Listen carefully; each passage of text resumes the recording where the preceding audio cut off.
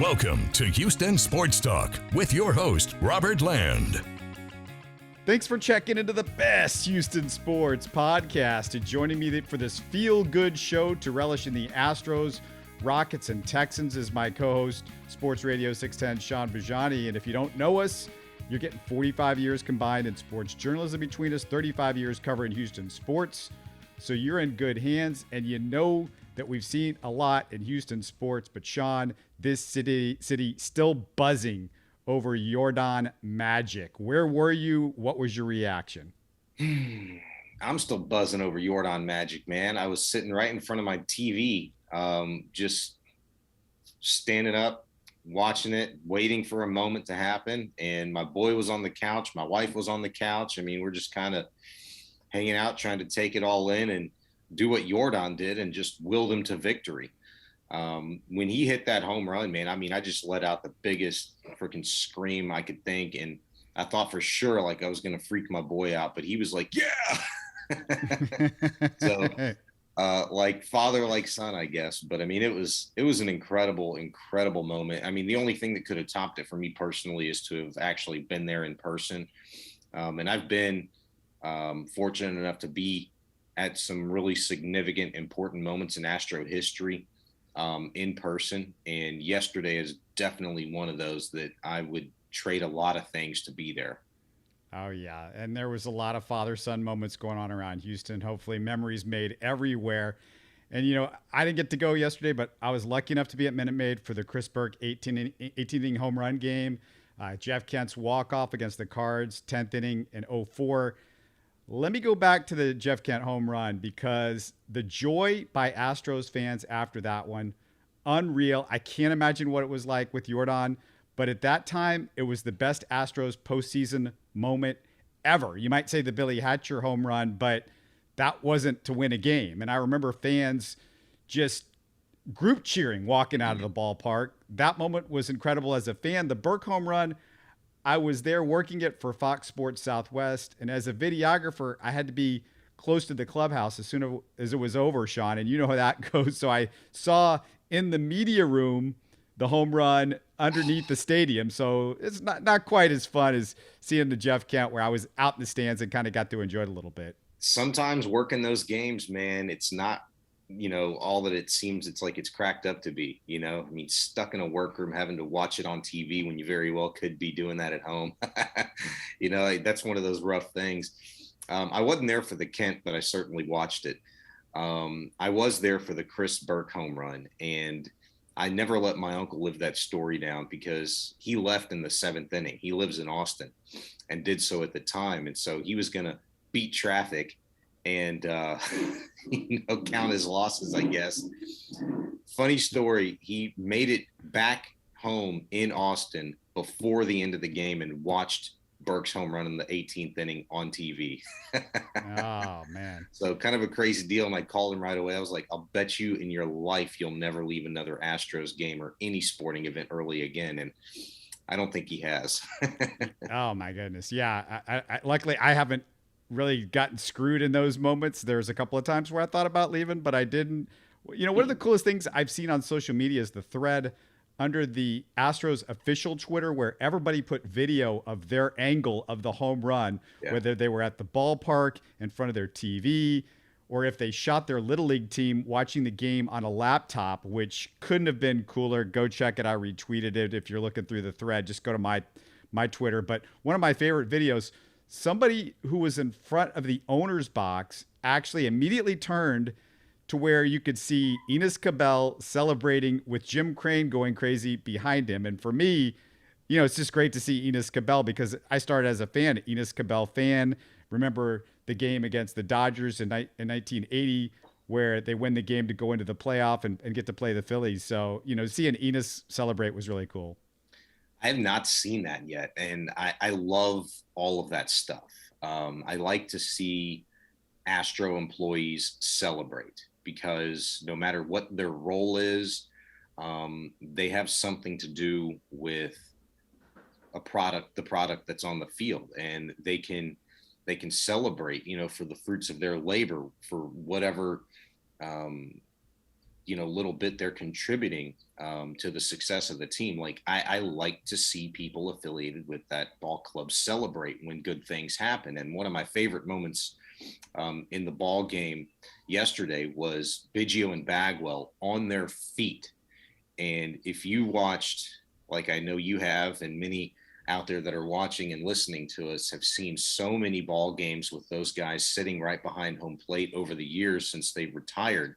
It's not all the time that they're on their feet in big moments, but they were on their feet yesterday. And to see Bagwell and Biggio both throw their hands up in the air at the swing and the crack of the bat from Yordan yesterday, I mean, that was extra emotional for me, very sentimental, very nostalgic feeling, because while they'd been a part of a lot of historic moments in Astro history during their playing days, they've certainly witnessed the pinnacle of all of it, as retired former players. They'd seen them win a World Series. They've seen walk-offs in dramatic fashion. And the most important, I said it, they've seen the Astros go to a World Series. Now, certainly they played in one, they didn't win it. And to have the opportunity now 5 times to see him go to the ALCS and, 3 World Series and maybe a 4th on the horizon. I mean, that's a special, special thing. I can't wait to see the Crane and Cabell celebration though. Speaking of Jim Crane, he's got his hands busy because other teams keep poaching the Astros brain trust. The Giants named Astros assistant GM Pete Patilla as their new GM. That sort of came out quietly as we led up to that game 1. And then Patilla actually goes back before Luno.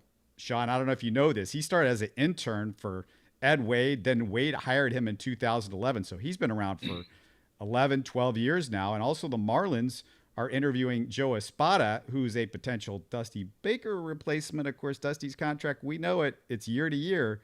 So that's a little bit interesting. And, what are the Astros going to do? Are they going to whisper something to Joe Espada? Hey, stick around. How married are they to staying with Dusty Baker for a long time? So that's kind of fun and interesting side note with everything else going on. It is. And I think, it's not to be understated. There was a comment from Alex Bregman yesterday after the game, and I thought it was pretty pertinent. Now, granted, I'll preface it before I read it because maybe many have not seen it, because they were probably consuming, a lot of other things, like the video. People probably played that 24 times rewatching Yordan's home run. Sure. And I'm trying to pull the commentary up here from Alex Bregman in regards to Dusty Baker. I thought Dusty, there was a couple moments in the game that I wasn't real sure about, but if I remember correctly, Bregman said Dusty did a masterful job and he kept everybody involved. I still don't, I know he said that. I know he believes it.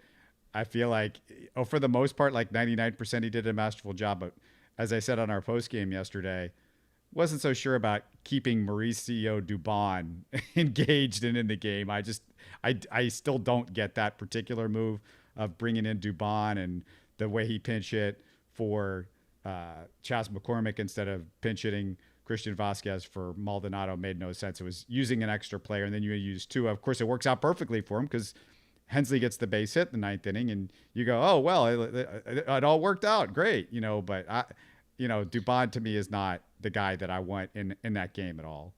I don't mind it from a defensive standpoint because I do like him, as a defensive replacement. But yeah, you need a defensive replacement when you're down by 4 runs. That's always important. You got to get a defensive replacement in there because those guys are going to help you score 4. No, they're not going to do anything there. That's the problem with Mauricio Dubon is he can't hit. Well, I totally get it, but there are guys that you have to trust, and not everybody is, your Alex Bregmans, your Jose Altuves, your Jordans. There are guys that you have to trust in important spots. And Dusty said it after the game yesterday that experience matters, but the young players, in particular the rookies like Hensley and Pena, that he has to entrust in key roles going forward. They're not scared. They've got a little bit of moxie. They've got the preparation. They've got the hunger, and they've had it all season long. And we've talked about this a number of times over the course of a long season, Robert. And I bet you could probably go back about 4.5, maybe 5 months ago that we did a show, and I said, you just wait. It was probably actually before the trade deadline, so not that long ago. But I always think of things like this. We talk so much about an opening day roster. We talk so much about, performances, good, bad, or otherwise during the course of a season. It's usually guys that are not on an opening day roster that factor into a team's success later in the season that you have to rely upon in key moments. And David Hensley was one of those guys yesterday. I thought at certain times, of course, he didn't make the postseason roster. Will Smith could be one of those guys. I thought Brian Abreu was going to be one of those guys. And sure enough, that sucker had to come in, because Verlander flamed out after 4 innings yesterday. And it's just key guys that they're not even in the back of your mind, that you have to know by now over the course of 5 seasons watching this ball club in any team, in any sport. There are guys that they make the roster, they crack the active roster for a reason. You're going to have to entrust them. And I thought that was the most impressive thing. And that's what Alex Bregman, I think, was talking about when he said Dusty managed, the game terrifically, and he did a great job. Here's the quote, Alex Bregman, to not be understated. Quote, I thought Dusty did a great job. He managed this game like we were going to win it from the first pitch. He has the ultimate confidence in every single person on this roster. You saw that today with how many guys were used.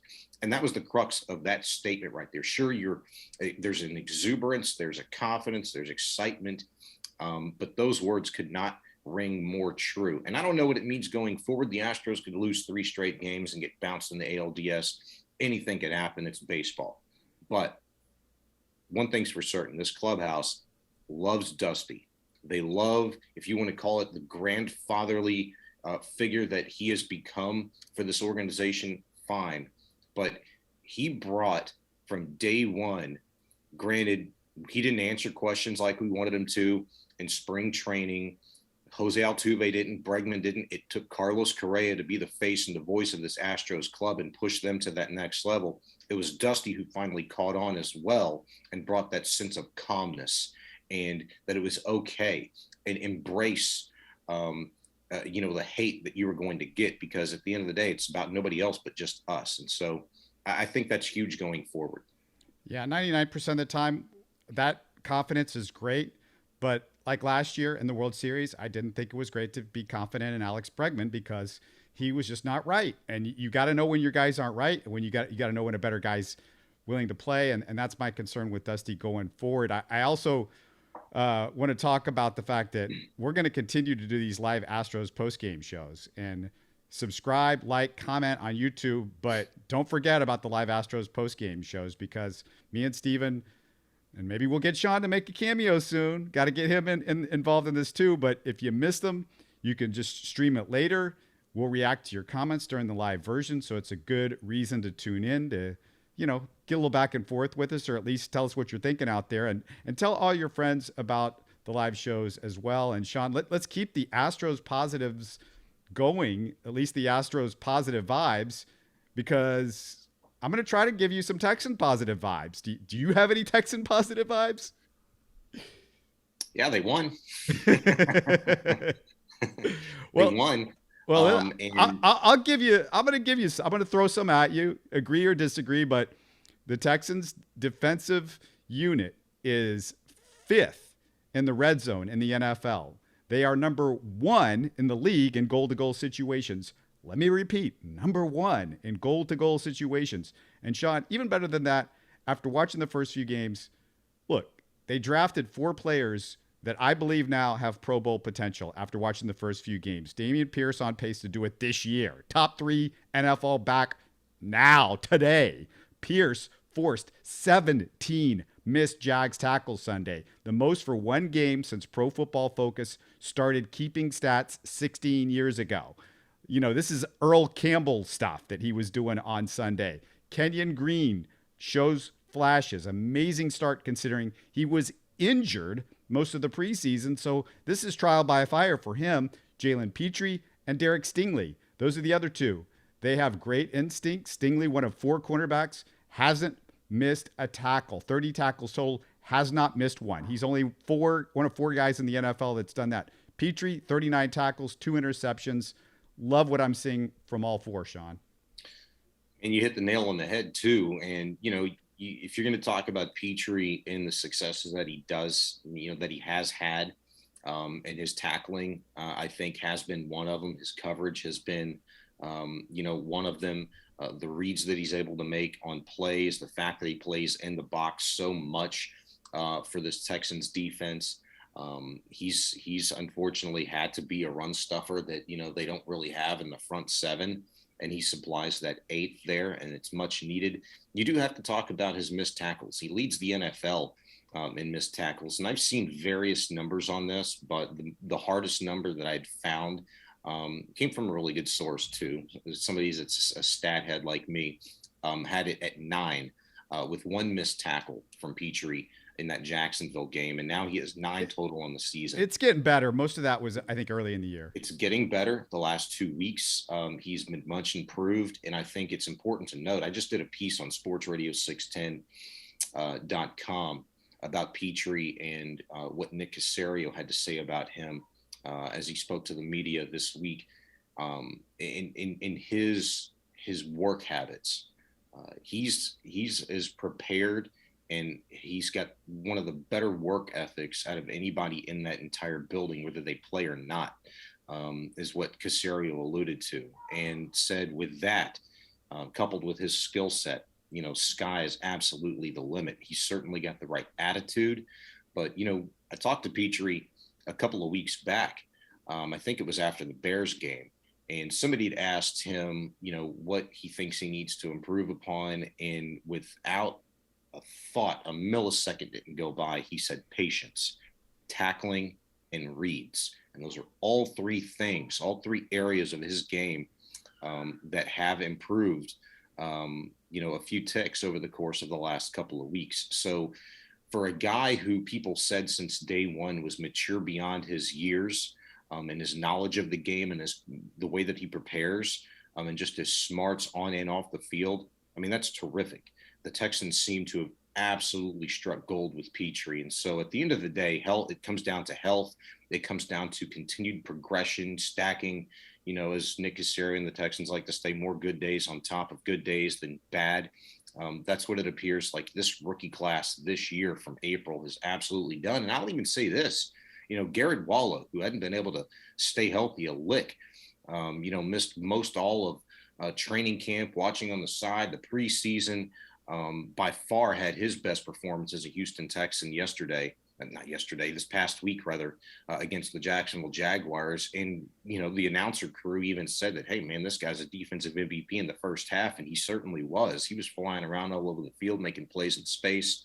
So I think a lot of good things going on for the Texans young players. And that's what ultimately this season is about, Robert. I'm not about tanking for, high draft picks. I want to see the fruits of your labor so far for Nick Caserio in constructing a roster. See what you got, and you have to go off of that. And you make that ultimate judgment on whether or not it's a splash in the pan, or if it's something you can really work with over the course of the next 3, 4, 5 years going forward. The Texans also, this is a positive. They have winnable games coming up. The Raiders is a winnable game. They're going to face the Commanders this year.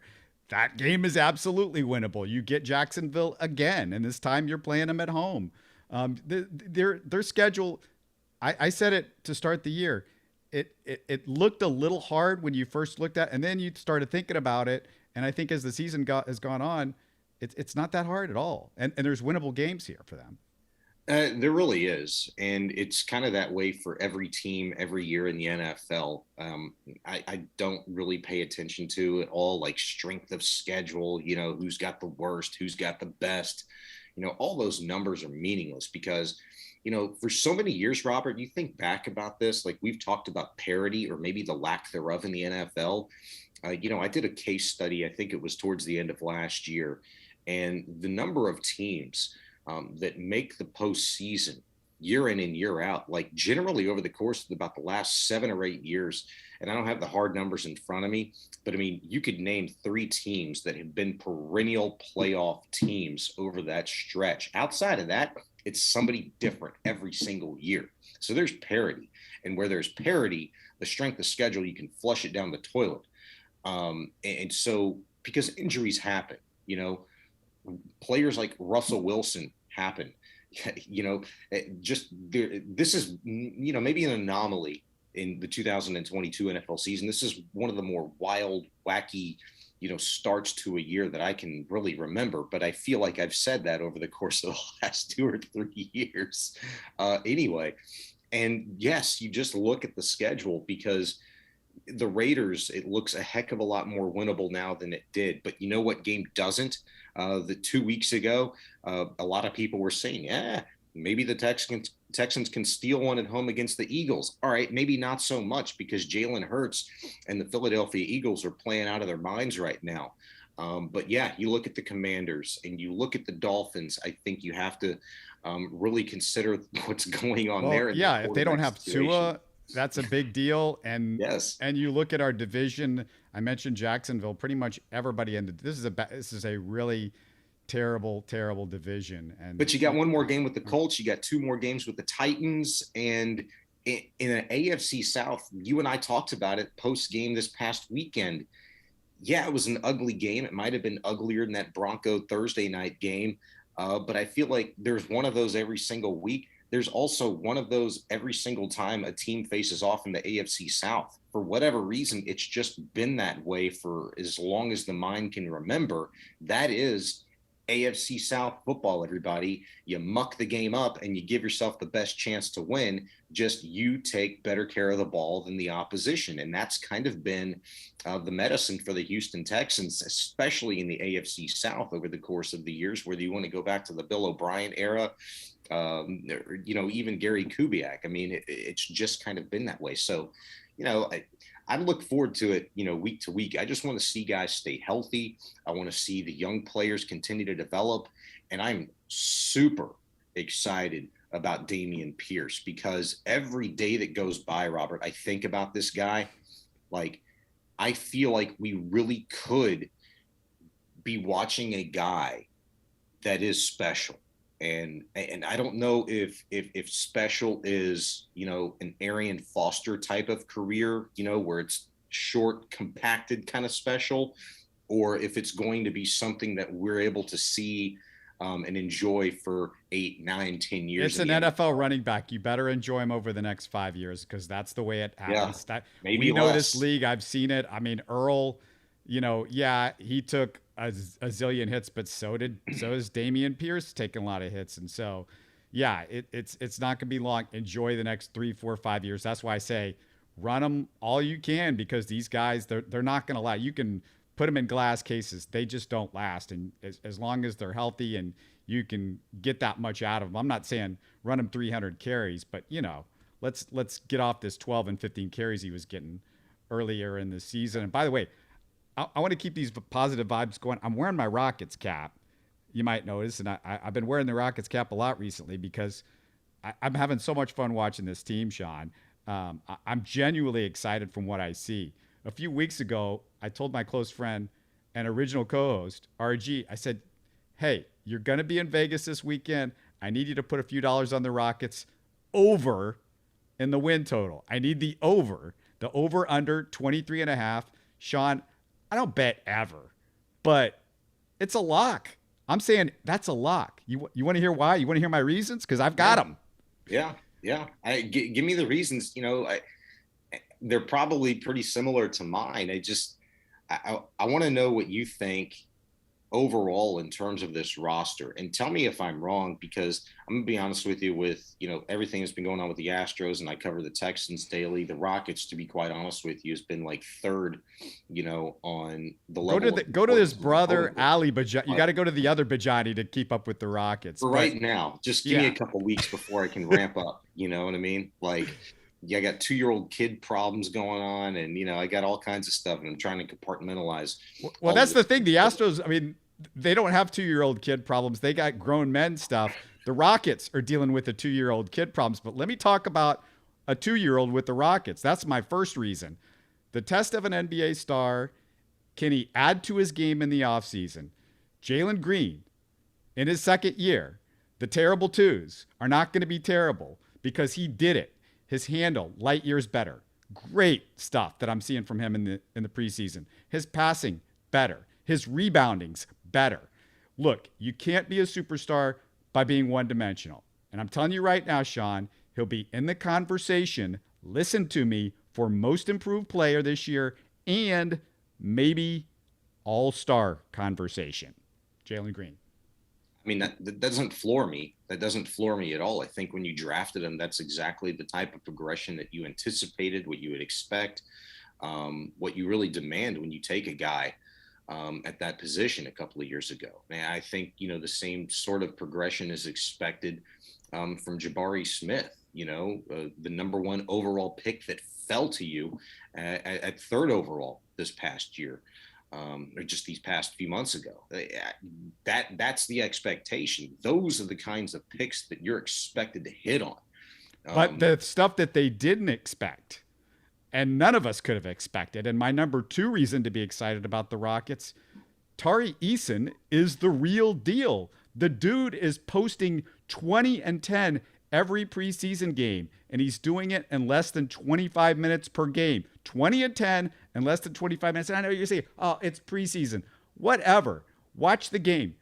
20 points, 10 rebounds, 3.3 assists, 1.7 steals, 64% from the field, 44.4% from 3, and 80% from the free throw line, so he can shoot. And these are numbers he was putting up in college. But most impressively, he's putting up 20 a game without the Rockets. And this is the key for me. The preseason, give it to this guy. He's going to take 20 shots. He'll get some points. No, they never run a play for him. He gets putbacks. He runs the break. He knocks down corner threes when the ball's whipped around to him and he's open. You got to start Tari Eason. Eric Gordon scoring is more valuable off the bench for a team that needs some offense off the bench because you're going to have Jalen and Jabari in the starting lineup along with Şengün potentially. So why not start Tari Eason? Why not get the guy that's going to be your starter? This guy is going to be a starter within a year. I mean, we're not going to be here for very long before we see him be a starter.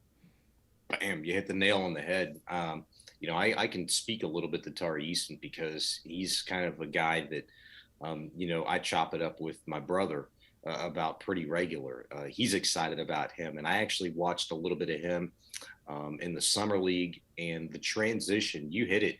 You talked about the way that he played in college. Well, going from college to summer league to now preseason, the numbers that he's putting up, yeah, to a certain degree, you got to take it with a little bit of a grain of salt.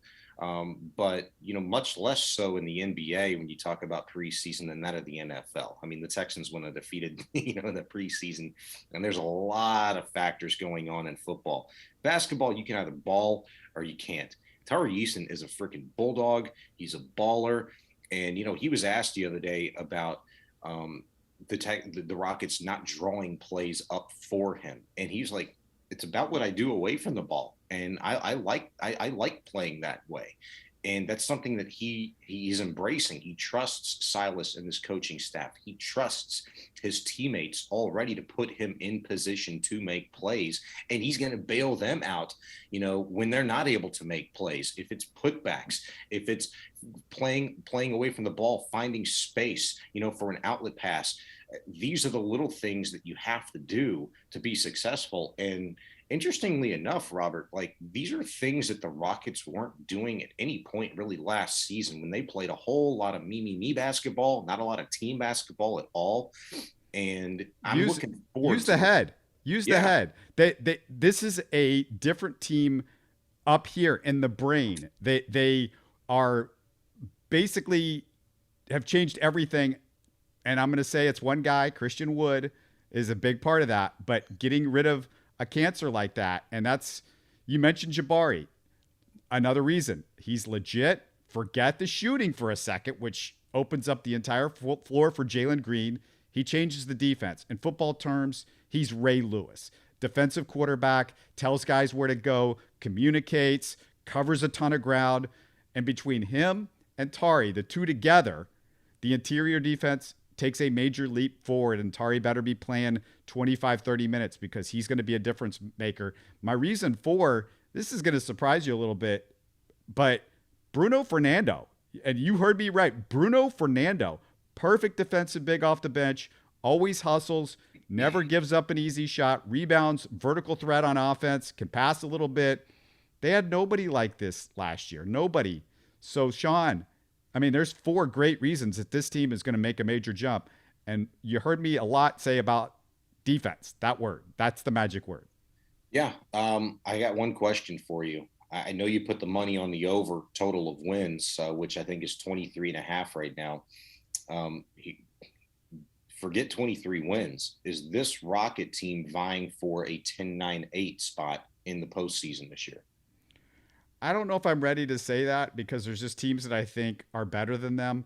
But, you know, somebody like Portland, which everybody kind of assumes is going to be better than the Rockets, I'm not so sure about them. Sacramento, I don't know how you can ever be sure about Sacramento, although they're going to be legit this year as far as a play-in team. The only bad news that I could come up with watching the preseason, Şengün got manhandled by Dwayne Dedmon. Terrible night for him against a scrub NBA big on Monday. Haven't seen the skills that he needed to improve on this offseason, like shooting, defense, staying out of foul trouble. Josh Christopher looks shaky in the summer league and preseason. Dacian and Tai haven't been anything of note at the backup point guard. But besides Şengün, you know, and these are major. Besides Şengün's really he's not a major concern, but he's a little bit of a concern. The other guys are minor concerns, and the defense and rebounding, you know, both of those, and the combination, the rebounding. You know, I keep wanting to harp on the rebounding with like Jalen, and because that's where you can make a jump defensively, also. But I think they're going to be in the 8th or 9th worst team as opposed to the worst team in the NBA. And maybe they'll shock somebody. Maybe they can't put it all together. If they can, you got to stay healthy, of course. And that's a big part of this. But, you know, with that, and you got young guys that, you know, that should stay healthy because they are young and a little bit rubbery, you know, they might, you never know. I mean, it wouldn't surprise me if they were at least in the conversation for the plan at some point. I'm looking forward to watching a team this year that is legitimately trying to compete night in and night out. I mean, that's something that, you know, we've been waiting a long time for. And I was going to say this before we got into our conversation, from top to bottom, the athleticism just the raw talent that is on this team. I cannot remember a time in which really there probably is. And I have to go beyond just saying any Rocket team, but just a basketball team that I've followed in the Western Conference. I can't remember a team with this amount of talent and this youth on it at this point in time, where so many guys could go one way or the other. You know what I mean? And maybe that's not even fair to say, but just have such high ceilings, because I think the expectations for these guys, top to bottom, for the most part, are just incredibly high. Kevin Porter's a name that I haven't mentioned yet, but he looks better. I want to see more of it. I need to see consistency from him. That's been his bugaboo as an NBA player the last year or so, or last 2 years probably, is just getting the consistency out of him. But definitely he's better. And one of the problems that they had last year at times, especially in the first half of the year, was shooting. Jalen's going to be a way better shooter. Kevin Porter, you know, by the end of the year was a really good spot up shooter. Jabari Smith, we know. So you got 3 guys right there that you didn't have shooting at that sort of level last year. You didn't have really a good outside shot. Garrison Matthews kind of had a fake good outside shot for a few weeks, but really has come crashing down to earth. And he looks like a mediocre 3-point shooter. In general, if you look at his overall stats in the preseason, he's been terrible. He's not going to be in the rotation, I would assume. He's probably the 11th or 12th man at this point at best. But the shooting is going to be a factor, but shooting, defense, rebounding, a lot of stuff that they were not doing well last year, I think is going to improve drastically. And I think it's so crazy, Shaun. I don't understand the national guys. I feel like they're sleeping on this team. I think Jabari was everybody's number one pick, and then Paolo 5 minutes after the draft started is the number one pick, and now everybody is in love with Paolo. Like, oh, we knew he was the number one pick all along, and he had a good summer league game, and everybody was just like, oh my God, look at him. And I liked him, but I like Jabari better for a number of reasons, and a lot of it's just personality and all of that sort of stuff. But I am super excited about the Rockets, and hopefully we gave people a little bit of excitement about the Texans. We're trying, and stay with them because these guys are young, and Shaun's out there and he sees what the development looks like. And we know this is not something that happens really quickly. And then, the Astros, I don't have to convince anybody about the Astros, but looking forward to do the post game tomorrow with Steven. Also looking forward to talking to Andy Rio. We're going to talk to him in the next couple of days about fantasy football and then big NFL stuff in general. But yeah, I'm so excited about Houston sports right now, Shaun. Get in on the ground floor, especially with the Texans and these Rockets right now, because you know how special it can become if you suffered through 11, 12, and 13 with the Astros. You got Marvin Gonzalez, Jose Altuve, Dallas Keuchel, just to name a few out of that to root and cheer for years beyond that. So be excited. Let's do this again. Probably going to wait just me and you till next week. A week ago this time without the Texans, but like I said, he might be just watch those Astros post game shows. I think he might pop up. Oh, I'll be there.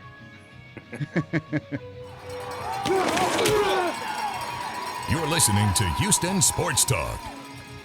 Hey, you can support the show by subscribing on YouTube and commenting on the videos. Listen to Houston Sports Talk on Spotify, Apple, Stitcher, and Google. Don't forget to tell a friend and share our show on social media. Spread the word, everybody. Thanks for listening.